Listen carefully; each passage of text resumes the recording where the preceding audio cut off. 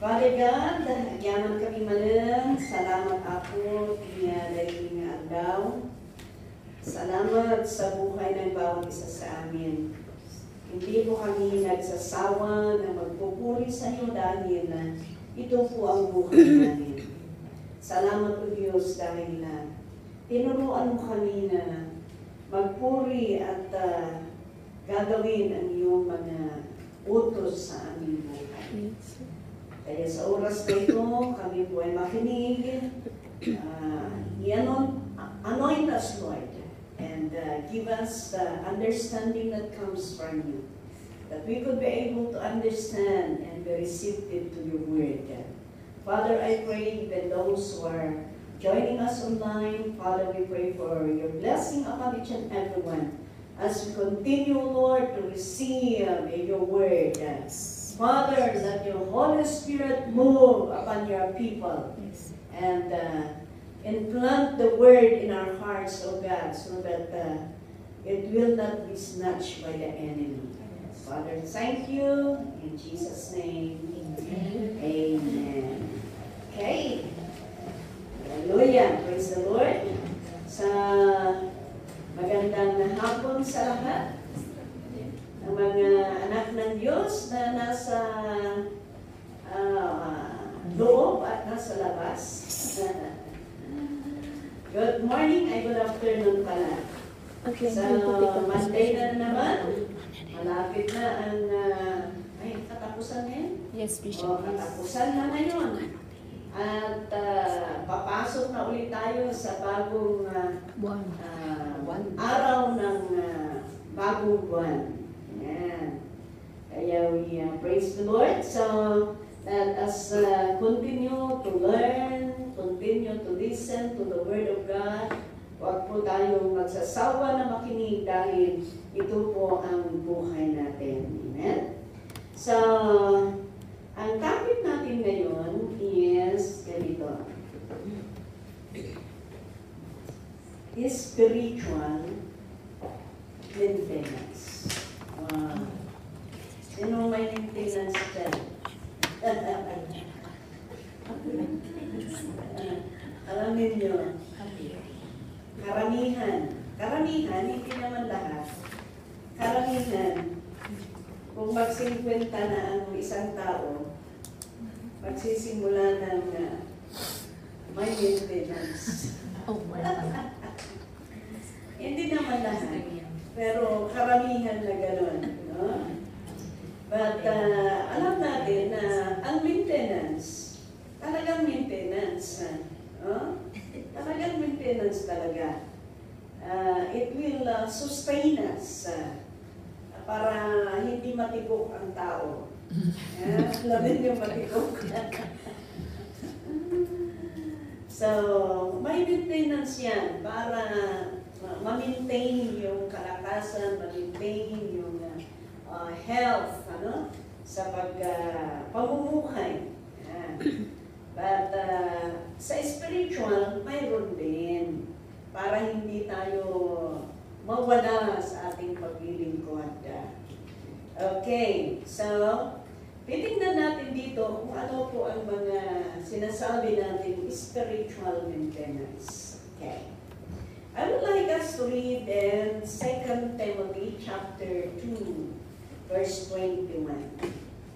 Okay. Sabi niya dito, if a man cleanses himself from the latter, he will be an instrument for noble purposes, made holy, useful for the master, and prepared to do any good works. Yan. If any man cleanses himself from the latter, he will be an instrument for noble purposes. 2 Corinthians chapter 7, verse 1. Sabi niya, since we have these promises, dear friends, let us purify ourselves from everything that contaminates body and spirit, perfecting holiness out of reverence for God. So makita natin dito sa dalawang nabasa natin that one maintenance that we need to do is always clean up the garbage in our lives. Yan. Palagi nating linilinisan ang mga basura sa buhay natin. Dahil ang basura na yan po ang dahilan kung bakit dumadapo ang mga langaw. Yan. At ang mga langaw na yan, sila ang nag-iiwan ng germs. True. At ang germs na yan, ay yan ang sumisira sa ating buhay. Okay? Sa ating buhay. So, ganun din sa buhay Kristiyano. Kailangan natin na titingnan natin kung anong mga bagay that is not pleasing sa buhay natin. Iwasan natin, linisan natin, kung ano man ang mga bagay-bagay na hindi kaaya-aya sa buhay natin. Yes, of course. Kaya nga sabi ko, always clean up the garbage. Ibig sabihin na, kaya sabi ko dito na, always clean up the garbage in our lives. Hindi naman natin sinasabi na we are perfect. Kaya nga, linilinisan natin eh. Kung minsan, hindi natin namamalayan, nagkakasala pa na tayo, o garbage yun. Kung minsan, hindi natin binabantayan ang ginagwardyahan ang mata natin, kaya kung may nakita, nakaisip ng masama, garbage yun. Kung hindi natin nabantayan ang ating tainga, at may narinig tayo na hindi kaaya-aya, at nag-isip ka na, garbage yun. Kaya, kahit ito, bungangan natin, hindi natin naiwasan na may narinig, may nakita, nagsalita ka ng masama, garbage yun. Kaya ito ang mga entrance ng garbage. Ito, uray pa akong maminsan yan. Ako naman malayan ka, tanda na ako ko, kanya ko na lang garbage. Pero kung hindi ka man nagsalita, nag-iisip ka, no? Di ba kung minsan, lalo na, malapit na naman ang summer. Lapit na naman ang summer. O magsasakay ka ng MTR, sasakay ka ng mga bus, at saka yung yung tram, ay na. Maminsan ito, ay na, nakakasjay pa mo itong tao niyo. So, ako yung tinaanong kami.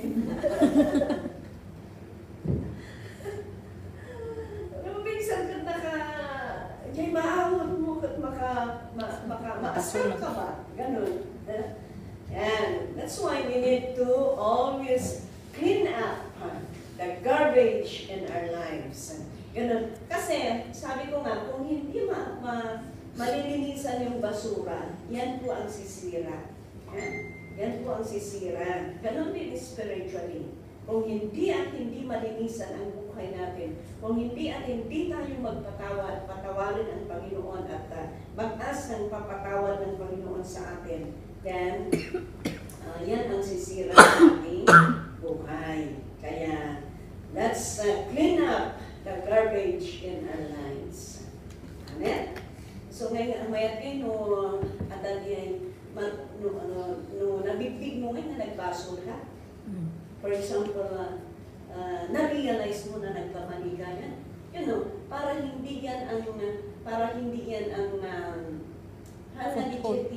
kini kundawayan ti demonyo. Gamin, mabayag di kay kabasol ka, karo may supagigitlugan ti demonyo. Yan. No, ipakawan mo nga damos di dyan. If you realize that you committed that sin, and you ask the Lord to cleanse you and to forgive you, malinisan di chay, awan ti pagkaputan man ng tinimonyo. Yeah? Awan ti rason na nga mag-accuse ken ka. Why? Because you are clean by the Lord. Okay. Another spiritual maintenance is ito. Always stay close to God. Yan. Nagbayad din. Always nga, naka-close ka ni Apo, close ka ni Lord. You know how, ano ang way, how na maging close ka sa Panginoon. Ang way para tayo'y close, palagi close sa Panginoon is WWPF. Ano yun? Magbasa ka sa word. Word. Pangalawa, worship. Nagmayagwan ka, worship. Alam mo kung nabibigatan ka, kung may problema ka, kung nararamdaman mo parang malayo ang Panginoon sa buhay mo, napakaganda yung mag-worship ka na lang sa Panginoon. Alam niyo, nakakatulong yung alam mo mag-play ng guitar, ano, because you will just get your partner, get your guitar, and yun, mag-awit ka sa Panginoon. Hanggat maramdaman mo, yan, hindi mo namamalayan, dahil inaawitan mo ang Panginoon, dahil inakarama mo ang Panginoon, hindi mo namamalayan, ang Panginoon din ay in-embrace ka. Hallelujah. Kaya, stay close to God. And 1 John chapter 2, verse 28. And now, dear children, continue in Him, so that when He appears, we will be confident and unashamed before Him at His coming. Ayan. Continue. Patuloy pa rin. Patuloy tayo na lumapit. Patuloy tayo na maglingkod. Stay close to God. James chapter 4 verse 8. Ano sabi dito? James chapter 4 verse 8 sabi niya, come near to God, and He will come near to you. Tignan niyo ito, Ikaw muna ang lalapit. Hindi si Lord muna ang lalapit. Ikaw muna ang lalapit, and He will come near to you. Okay? If you do your best, if God will see your hearts, your desire to come near to Him, if God will see your desire to really, you want really to feel Him, God, sabi niya dito, come near to God and He will come near to you. Na makita niya ang Diyos ti, umasilid ka kenkwana. At danto mag-desire na umasilid ka. Okay? Kaya, ikaw ang mag-activate sa heart ng Panginoon para lalapit sa iyo. Hindi mo makayaan na siyang lalapit sa iyo. Ikaw talaga ang lalapit. If you want to stay close to the Lord, talagang you go to Him. You come near to Him. At sabi dito, He will come near to you. Wash your hands, you sinners, and purify your hearts, you double-minded. Ibig sabihin, we will come near to Him with a humble heart. Dati si Papa kong babatay lata ko mga umasilid ka ni Apo Diyos. Ang ganit umasilid tayo nga, agpong-pungto tayo. Wanda, umayaw ko. Nung minsan kong kasi, may kanan. Wanda mo din, pagdabog ka pa Wala, hindi kasama yung dabog-dabog kung gusto mong lalapit sa ating Panginoon. Okay? James chapter 4, yan nabasa natin. Nabasa natin ba yung verse yan kanina? Yes, Bishop. Kaya, napakaganda po. Sabi dito sa, okay. Here I am, sabi niya, I stand at the door and knock. If anyone hears my voice and opens the door, I will come in and eat with him and he with me. Tingnan mo, napakaganda. Here I am, just standing there. God is just waiting for the people to come near to him. And if the people will knock the door, our God is ready to open the door. Kaya sabi doon, if anyone hears my voice and opens the door, I will come in and eat with him.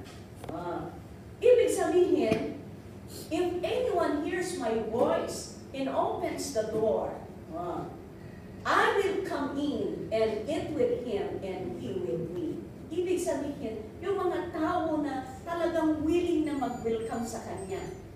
Yung mga tao na talagang nagdi-desire na kasama niya ang Panginoon. Ka-dinner niya ang Panginoon. Wow! Hallelujah! Kaya, God is always there, waiting for those people who desire to come close to Him. And remember, if you come to the Lord, God will never turn back His face to you. As long as you come with a humble heart and with the desire to come to stay close to the Lord. Kaya, ayan, clean up the garbage in our lives. Pangalawa, let us continue to stay close to the Lord. How? WWPF. Makinig sa salita ng Panginoon, mag-worship sa Panginoon, manalangin sa Panginoon, at mag-fellowship. Fellowship. Okay, that is a way that we could come close to the Lord. Number 3. Number 3 is always be strong in the Lord. Palagi tayong maging strong sa Panginoon sa ating paglilingkod. Kaya doon sa Isaiah chapter 41. Isaiah chapter 41. Anong sabi doon? I took you from the ends of the earth, but from its farthest corners I called you. I said, you are my servant. I have chosen you, and you have not rejected me. Napakaganda, no? Ano pa yung sabi niya? So do not fear. So do not fear, for I am with you. Do not be dismayed, for I am your God. I will strengthen you and help you. I will uphold you with my righteous right hand. Nagmayat din niya. Kaya huwag kang matakot, sabi niya. I am with you. Do not be dismayed. Ang kamadis-dismaya. For I am your God. I will strengthen you. Palalakasin kita. Tutulungan kita. I will uphold you with my righteous right hand. Kaya, alam ng Panginoon ang ano natin. If we will just trust Him. Kaya anuman ang sitwasyon, anuman ang sitwasyon natin, let us just be strong in the Lord. Magiging matatag tayo. Tingnan ninyo, napakaganda. Napakaganda itong sabi niya, ikaw kinuha ka sa dulo ng daigdig, dulo ng mundo, sabi niya. Pinakamalayong sulok nito. Sinabi ko sa inyo noon, ikaw ay aking lingkod. Hallelujah. Pinili kita at hindi kita itatakwil. Ay, ang ganda. Ang ganda sa Tagalog ba?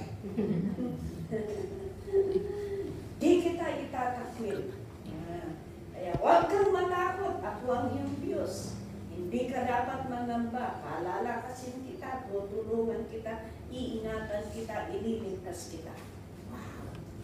Praise God.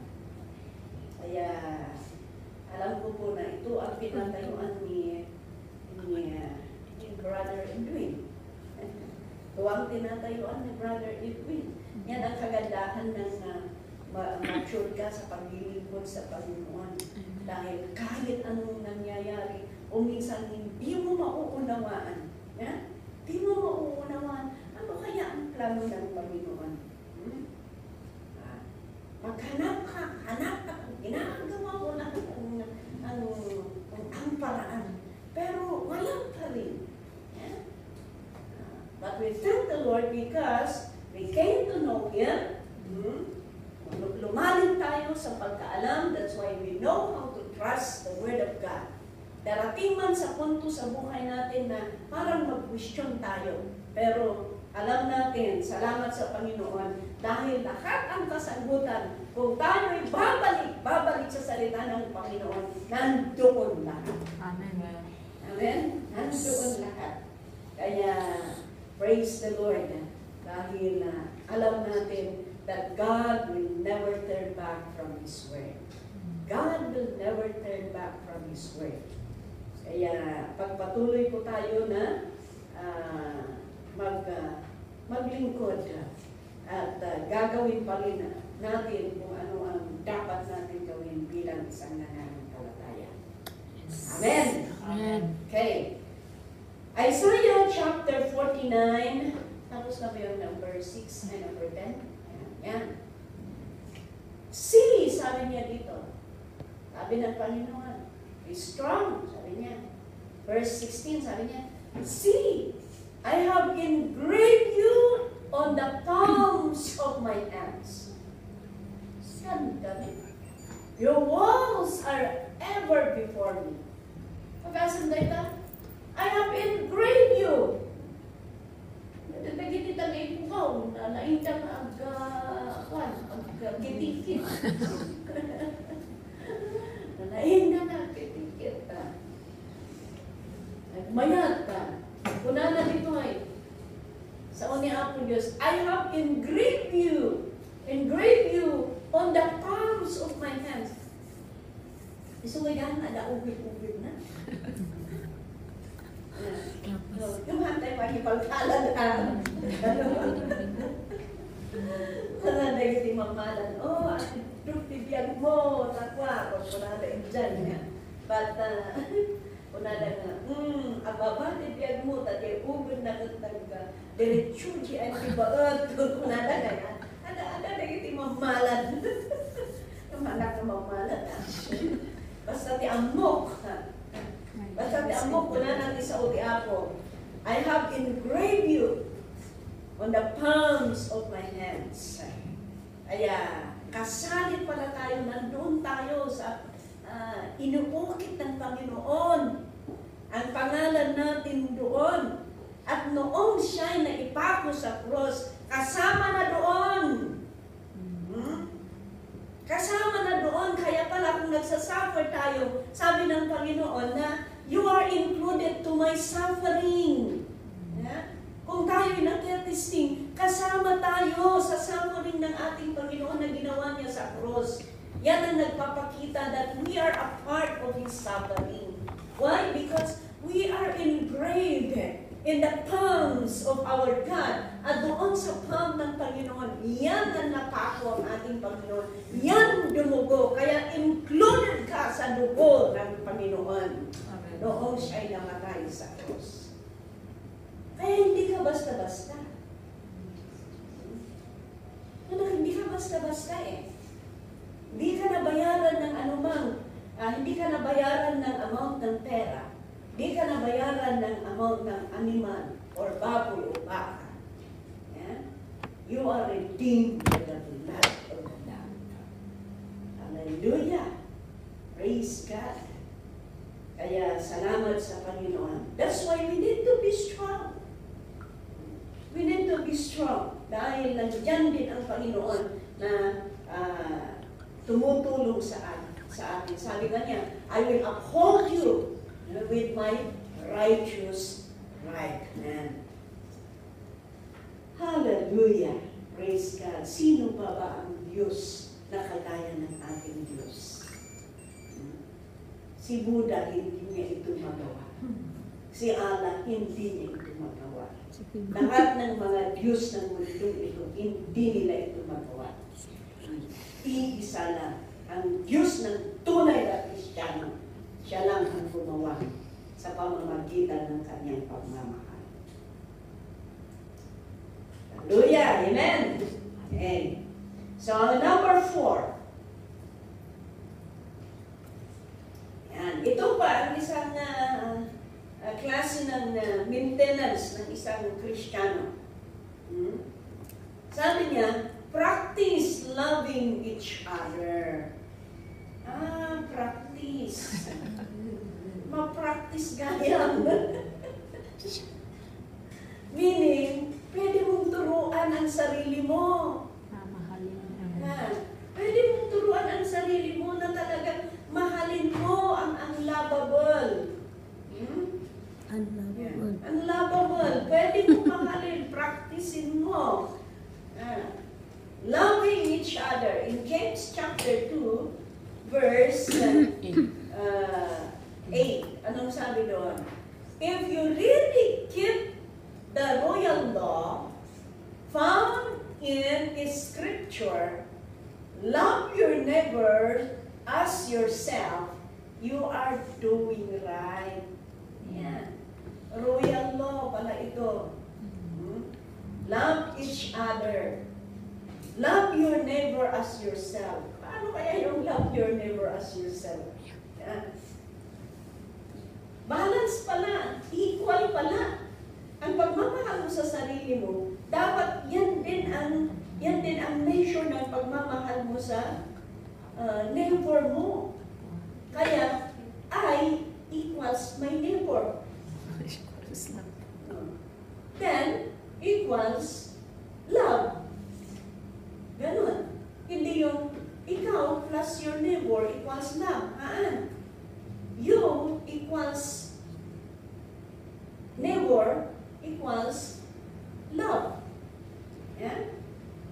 Kaya, yung pagmamahal mo, ganun pala kalalim yun. Kung gaano mo minamahal ang sarili mo, ganun pala ang pagmamahal mo sa kapitbahay mo. Kaya pala, doon sa Old Testament, doon sa Exodus sa Old Testament, ilan po ang Ten Commandments? Ilan po ang Ten Commandments? Yung commandments, di ba? 10? Yes. Pero noong pumunta dito sa New Testament, naging dalawa. Naging dalawa lang. Ano yun? Love the Lord with all your heart, with all your soul, with all your mind, with all your strength. And love your neighbor as yourself. Kasi ganito, kung mahal mo ang sarili mo, hindi mo nanakawan ang sarili mo, di ba? Kaya kung mahal mo ang kapitbahay mo, hindi mo nanakawan ang kapitbahay mo. Kung ayaw mong makamanala, ayaw mo din kamalalahin ang kapitbahay mo. Kung ayaw mong manakawan, ayaw mo din manakawan ang kapitbahay mo. Ganun. Talagang equal. Love your neighbor as yourself. In short, gawin mo ang bagay na gusto mong gawin ng tao sa'yo. Ganun. At huwag mong gagawin ang ayaw mong gawin ng tao. Kasi makita natin dito na kung ano ang gagawin mo pala sa kapwa mo tao, dapat yan ang gawin mo. Kung ano gusto mong gawin nila sa iyo. Kaya kung gusto mong mamahal ang isang tao, magmahal ka muna. So malagita ang amo kayo, ang amo yun. Yes. Siya could always loving the amo. Perfect employer. So kita amo yung handa na among agaya. Ang mula kagayang tiaya. Kayong mga katulog na nararamdaman ninyo na parang walang pagmamahal ng mga amo ninyo, I tell you, you plant love. and you will reap love. Yes. Ganon. Ikaw maunang magtanim para may anihin ka. Ganon. Huwag mong expect na mag-aani ka na hindi ka naman nagtanim. Magtanim ka muna. Tayo muna ang mag-action. Ganon din ang Panginoon. Come near to God and God will come near to you. Ganon. So practice loving each other. And 1 John chapter 4, verse 7 to 11. Anong sabi doon? Sabi niya, Dear friends, let us love one another. For love comes from God. Love comes from God. Everyone who loves has been born of God and knows God. Kaya kung marunong kang magmahal, ikaw ay, you has been born of God and you knows God. Next verse. Whoever does not love does not know God because God is love. Kaya kung hindi ka marunong magmahal, wala. Hindi mo kilala ang Panginoon. Dahil ang Diyos itself is love. Okay. This is how God showed His love among us. He sent His one and only Son into the world that we might live through Him. Yan. Grabe ang pagmamahal ng Panginoon. Sino ba sa inyo? Malasan pa rin sa akin tayo.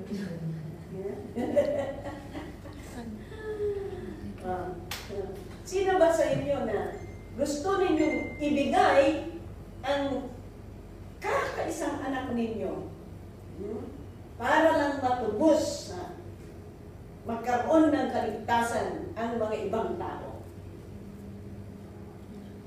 Si Jesus lang. Si Jesus lang. I remember, kahit ang isang nanay, kung talagang kahit maraming anak niyan. I remember my mother. When I was born, nung naipanganak ako, kasi nga 15 kami magkakapatid. Ang dami-dami kami. Nung naipanganak daw ako, may pumuntang matanda, hinihiling ako. Yun mo dahil anak ko, kung na nakalong siya matanda. Di ba, tayo ko si anak mo? Pero sabi daw yung mother ko, kahit marami akong anak, hindi ko pwedeng ipamigay ang anak ko. Kung gusto mo pa, dadagdagan mo. Ikaw din yung, ang ina, kahit maraming anak, ayaw pa rin ipamigay. Dahil hindi basta-basta madali yan. How much more? Kakaisa si Jesus, pero ibinigay pa rin ng Ama para pumunta dito, para tubusin tayo, para magkaroon tayo ng buhay na walang hanggan. Ebidensya ng kanyang pagmamahal. Ibinigay niya ang kanyang anak. Kaya tingnan ninyo, there is always an evidence of loving. Hindi pwedeng sinasabi mo lang, I love you, tudo. Without preno. Tapos walang ebidensya na ipakita mo na mahal mo siya. Kaya hindi ako naniniwala ka sa I love you, kahit walang isang tubiron, walang naks. Kailangan. That's why if we love the Lord, the evidence is giving. You need to really give and give and give. That is the evidence. While your love is there, evidence will never absent. The same in loving the Lord. Kung talagang mahal mo habang minamahal mo ang Panginoon, hindi pinapakita mo ang inyong pagmamahal. Ebidensya ng pagmamahal mo sa Panginoon. Amen? Hallelujah. Kaya, ganun po mga kapatid. There is always an evidence. Numangmangkad ka tata. If you are giving, I tell you, ang Diyos mo na ang nagbigay. Siya ang naunang nagbigay. He is the model. The evidence of love is giving. Yeah? Kaya, salamat sa Panginoon. Binigay niya ang kanyang bugtong na anak para tayo magkaroon ng buhay na walang hanggan. Okay. Next verse. This is, 9 man? Saan pa man yan? This is how God showed His love among us. Sabi niya, He sent His one and only Son in the world that we might live through Him. Verse 10. This is love. Not that we love God, but that He loved us and sent His Son as an atoning sacrifice for our sins. Dear friends, sabi niya dito, since God so loved us, we also ought to love one another. No choice. Yan. Masapol na talaga na ayatin tayo timagsakan-maysa. Awan eh. Kung na natibigyan, tayo ayatin timagsakan-maysa. Awan na tayo maamon ni Ako Diyos. Yan. That's why, sapay kumanda, ayat lang tabi ang ganang kamarat na na uray aruti pagkukurangan timagsakan-maysa. Nangingibabaw sana yung pagmamahal. Hindi yung galit ang mangingibabaw. Sana yung mangingibabaw yung pagmamahal pa rin natin. So that we could love one another. Ay, anong pagkamkamalya? Anong pagkamkamalya? Pagkamkamalya ito. Nung diyan kitaan tayo, antay man nga makaayat ni maysa. Yes. But we thank the Lord because the love of God is the one who is isuti mga nangunguna. Kaya we could love one another. In John chapter 13, verse 35. John chapter 13, verse 35.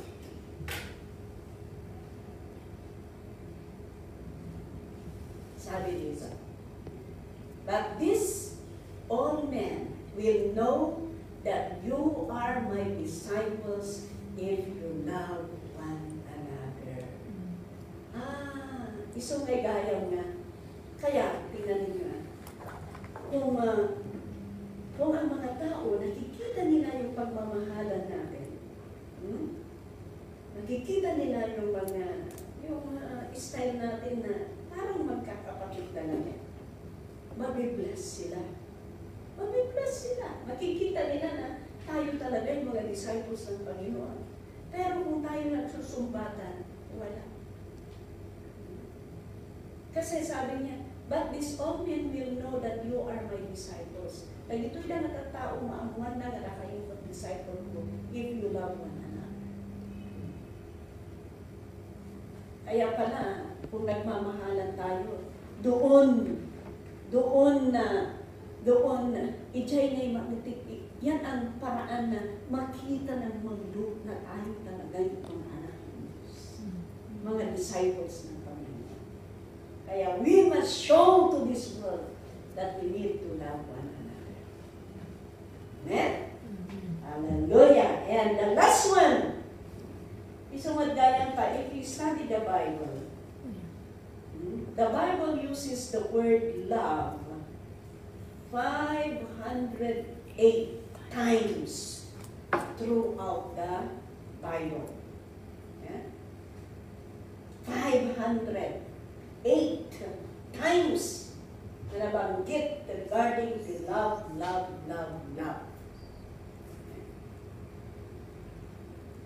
Okay.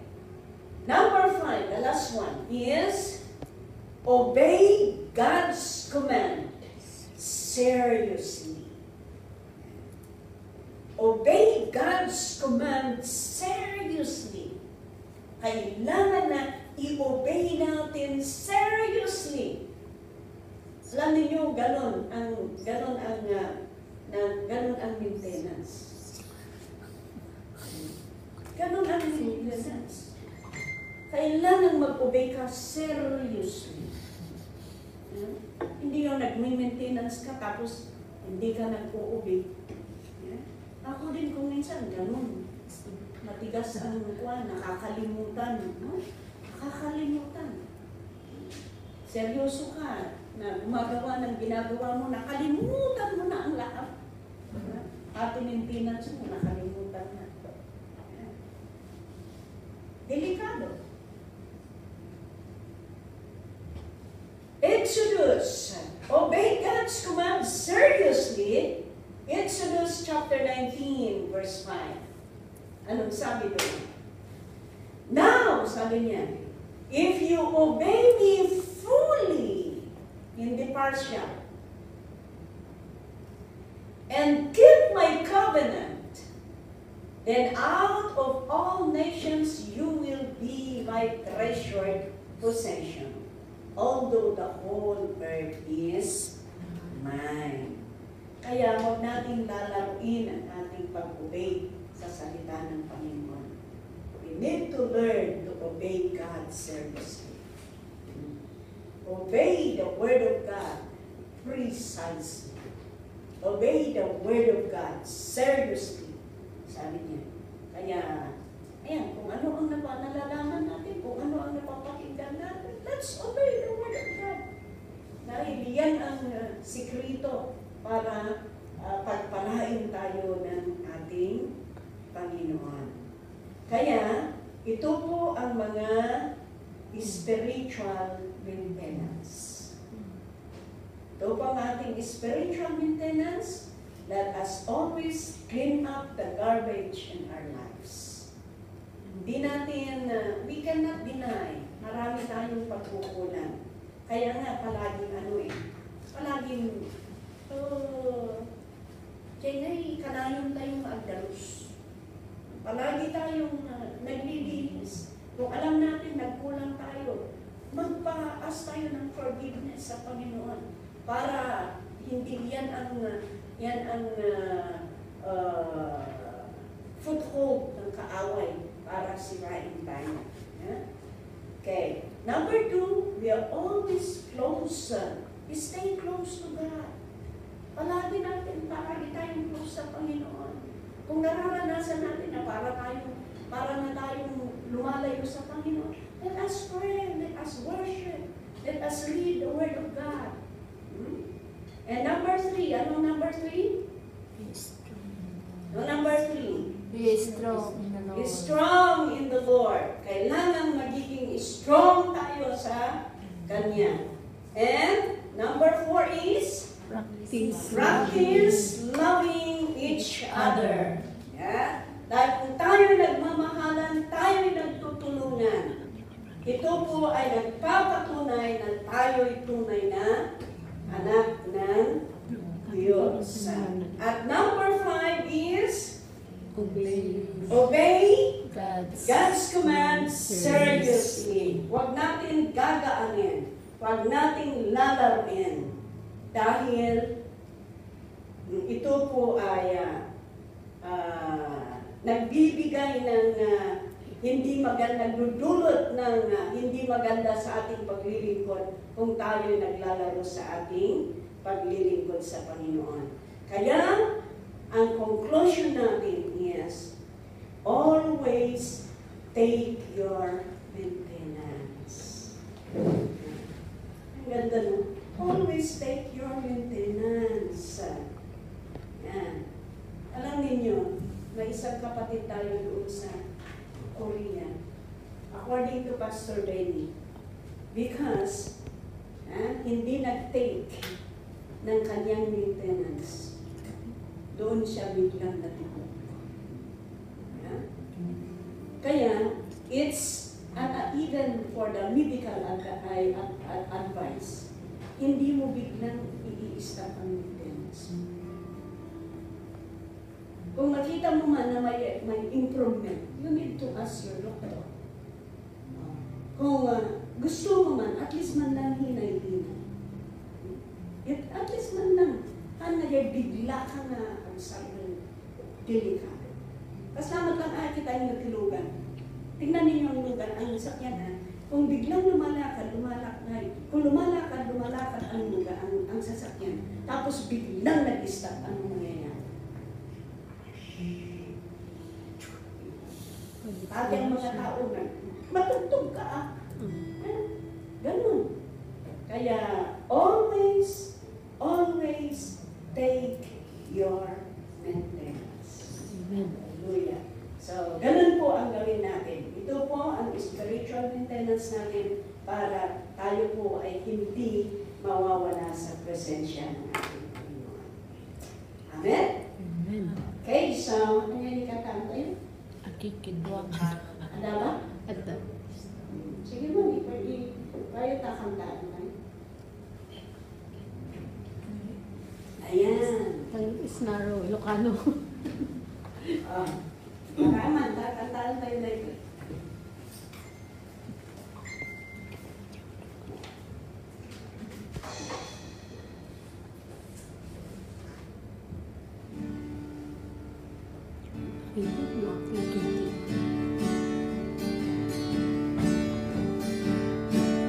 Akikidwangan kasama tidalan Tagalog yakin. kahit isumulong at may salakan gandang kalsada dalan nga nalawan kakaming na magna rigatong pala ng angkaang hallelujah intong madamdama at kantaan hallelujah jay nato ipukaw ko sana kadagiti sa santo ipukaw ko sana jay nato dakman makautan dakder nga kwarta tatlong gumata pagkakagyan daga ngem arda ni Jesus nga pagpagpapala kaadakin kwa na amin kasapula ang kantaan hallelujah intong madamdama at kantaan hallelujah jay nato ipukaw ko sana kadagiti sa santo ipukaw ko sana jay nato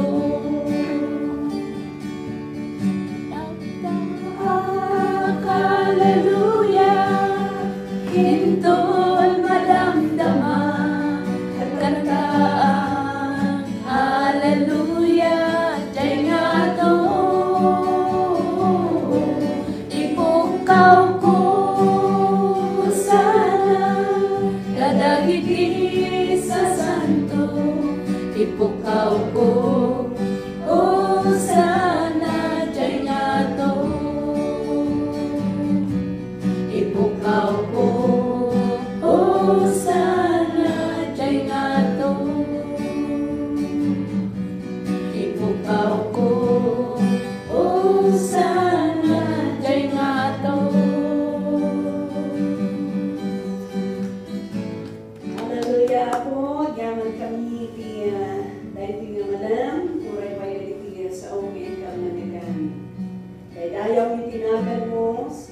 patuloy ka nga nagsumuro kada kami.